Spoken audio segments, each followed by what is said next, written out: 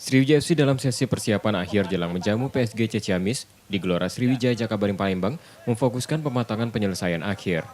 Meski tak bisa menurunkan Yeriko Kristiantoko karena kartu merah, kasar tadi pelatih Sriwijaya FC menyiapkan Yongki Aribowo yang sudah dapat diturunkan pasca cedera.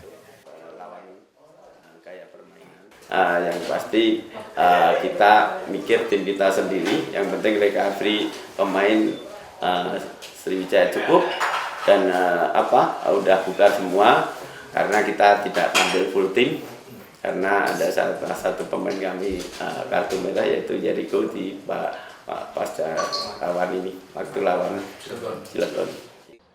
PSGC Ciamis, meski berstatus tamu tetap akan mencuri poin. Mereka mengaku akan bermain lepas, dengan tetap mewaspadai pergerakan seluruh pemain Sriwijaya FC yang dihuni pemain berpengalaman.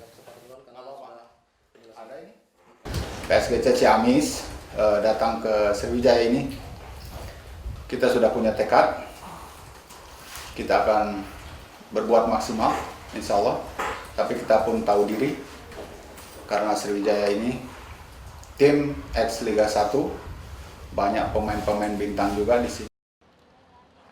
Reski Oktora, Nur Muhammad, Kompas TV, Palembang.